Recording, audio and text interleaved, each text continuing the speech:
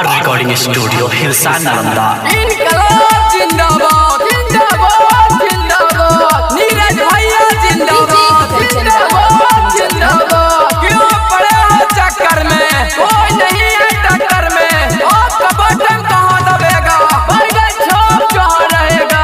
नीरज भैया जिंदाबाद जिंदाबाद जिंदाबाद। आपका बटन कहाँ दबेगा, बैगन छाप कहाँ रहेगा। मिक्स भाई अमन मिट्टू किया के मारी कौनी भैया के बलोरो गड़िया उड़त आ बैना। किया के मारी कौनी भैया के बलोरो गड़िया उड़त आ बैना। किया के मारी कौनी छपनी सनवा झंडवा भारत आ बैना। किया के मारी कौनी छपनी सनवा झंडवा भारत आ बैना। किया के मैनी राजे भैया के बलोरो गड़िया उड़ते आ बैना। किया के मैनी राजे भैया के बलोरो गड़िया उड़ते आ बैना। किया के माई बैगन छपनी सनमा झंडवा हरित आ बैना। किया के माई बैगन छपनी सनमा झंडवा हरित आ बैना। नोट पर ना वोट बर्बाद करिए चाची। अगे नोट पर ना वोट बर्बाद करिए चाची। से अब की हमार भैया के जिंदाबाद करिए चाची। कि अब की हमार भैया के जिंदाबाद करिए चाची। किया के माई कौनी भैया घुमा किन गलिए गलिए ना। किया के माई कौनी भैया घुमा किन गलिए गलिए ना। किया के माई की नाका से हथवा जोड़ी वोट मांगा हाथिन ना। किया के माई की नाका से हथवा जोड़ी वोट मांगा हाथिन ना। किया के मैनी राजे भैया जी गलिए गलिए घुमा हाथिन ना। किया के मैनी राजे चाचा गलिए गलिए घुमा हाथिन ना। किया के मैं जाना ता से हथवा जोड़ी वोट मांगा हाथिन ना।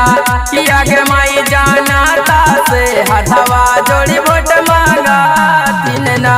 गलिया नी गलिया में घूमथिन नी राजे भैया लेके अपन बैगन छपनी साना ये चाची। ओही पारा बाटा मादा बई हाय दीदी, बैगन छपे पर बाटा मादा बई हाय चाची। किया के माई कौनी पाना चैतवा से भैया खाड़े हाथिन ना। किया के माई कौनी पाना चैतवा से भैया खाड़े हाथिन ना। किया के माई कौनी पद के करमट उम्मीदवार हाथिन ना। किया के माई कौनी पद के करमट उम्मीदवार हाथिन ना। किया के मैं मोहन चक पंचायतवा से भैया खाड़ हाथिन ना। किया के मैं मोहन चक पंचायतवा से भैया खाड़ हाथिन ना। किया के मैं मुखिया पद के करमठ उम्मीदवार हाथिन ना। किया के मैं मुखिया पद के करमठ उम्मीदवार हाथिन ना। कर्मक संख्या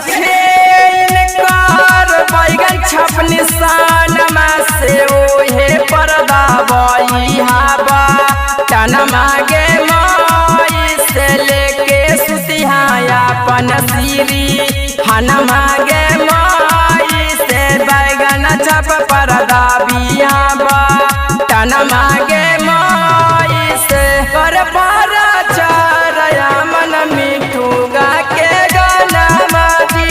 कर पारा चारया मन मिठू गा के गाना माजी। बैगन छपे पर बाटा मादा बई हाय चाची। वही पारा बाटा मादा बई हाय दीदी, बैगन छपे पर बाटा मादा बई हाय चाची।